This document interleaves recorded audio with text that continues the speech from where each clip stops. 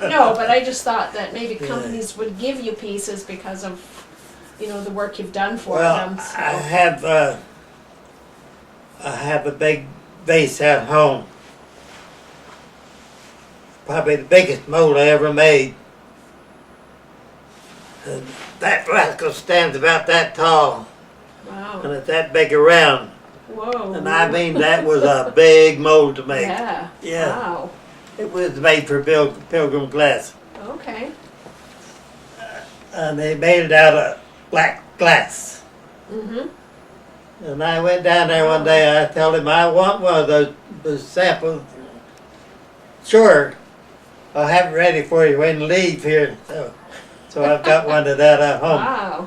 Now, But no ordinary glass shop, working shop in the factory is 5 men. Well, this gob of glass was so big that they had to put 2 extra men on the shop. Just with that big gob of glass, probably 50 pounds of glass yeah. Wow. to help turn Wow. it, Yeah. because it has to constantly turn, Yeah. otherwise it flops It'll right sag. off, Mhm. So they had seven men on each of those shops then to make that thing. Yeah, I bet they didn't make many of them, did they? they made quite a few Or did because they? it was It's popular. It was quite a big item. Yeah. Yeah. Yeah. Now, did it have a pattern in it, or was it just smooth, plain? It was Was there- just smooth. Yeah, Okay. yeah, Okay. yeah. It was just come up like this and then come in with the neck, like that. Yeah. Yeah, Wow. yeah. Nice item. Yeah. That would have been challenging to make the mold. Well, hey, I was a pattern maker, and I could make the You can make pattern. the pattern. Yeah. If I got a piece of cast iron on it, I could work it. Yeah. By that time, So- I had several years of experience under my belt, Yeah. making Yeah, molds. so. Yeah. Although the machine you had go in low gear. You did it. Yeah.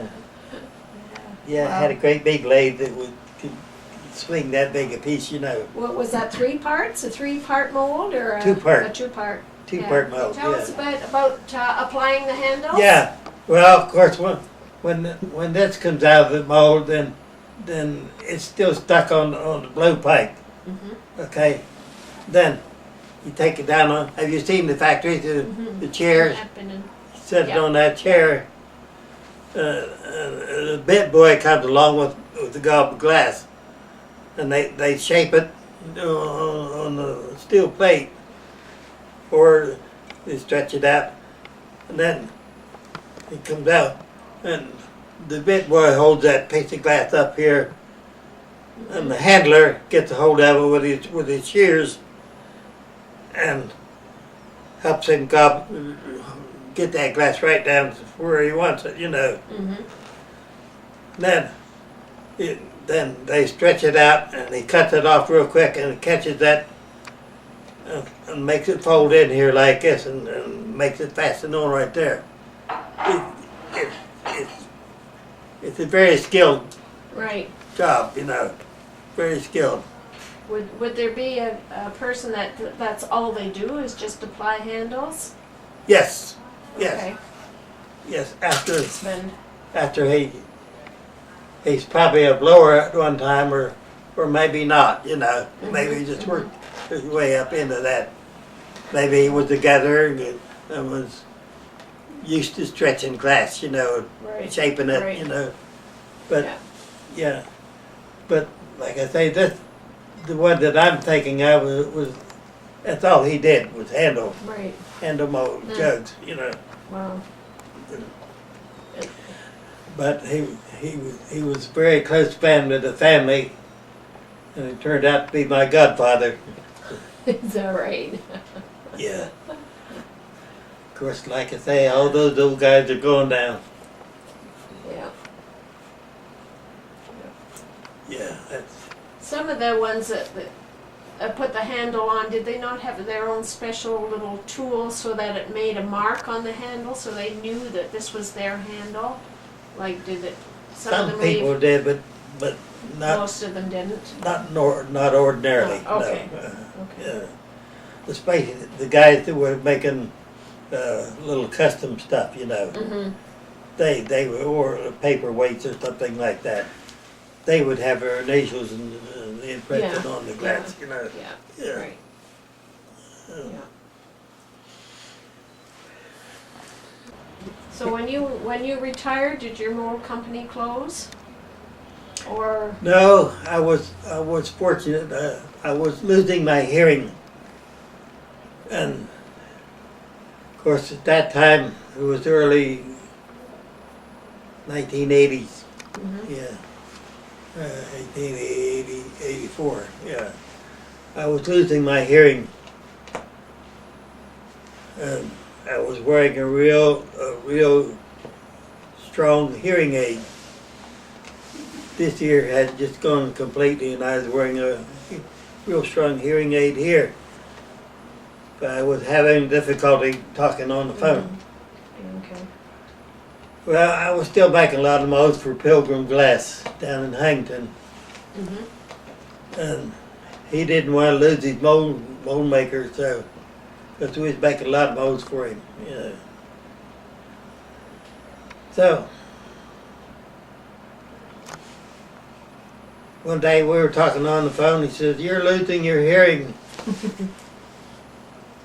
He says, "If you ever get to where you want to sell that mold shop, you let me know." Hmm. So it wasn't very many months after that I knew I couldn't be around the noise in that machine shop very much longer, you know. So Right. Okay. so I was talking to him, and I called him up, and I gave him a big price. Way a lot more than what the place was worth. It was just a little building, not much bigger than this area, you know. Sure enough, he bought it. Wow. Yeah. Wow. So I had 4 guys working for me at the time, and I made sure that he was going to keep them employed, you know. And one guy had been with me for about 26 years, and I made sure he was made foreman, you know. So Okay. it all worked out pretty good. Good. Yeah. Yeah. So is it gone now, or is it still? Pardon me? Is it still in business, or is No. it? It's. Yeah. No, that was a real strong factory.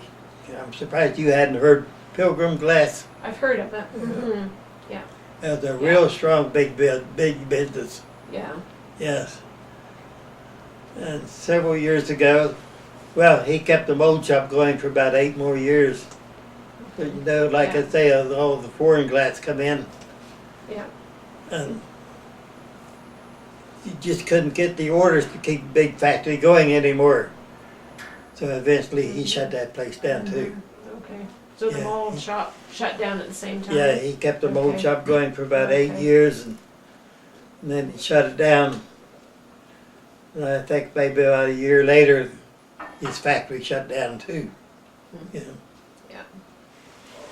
Sign of the times. yeah. So, Okay. so now, I remember used to go to places like Walmart and places like that, and they had these shelves and shelves, just great big shelves full of glassware. Mm-hmm. And you could see a lot of it was made in West Virginia, Oh. or right around here, you know. Yeah. And next thing you know, it was all different looking glass, you know, Mm-hmm. You can see. with different mix, you know. Yeah. And the next thing you know was all this plastic stuff. Yeah, so that's what you get now. Mm-hmm.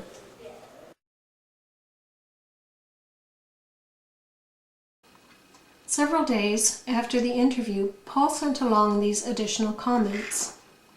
I remember you asked twice why it is so hard to tell where some items of glassware come from around here.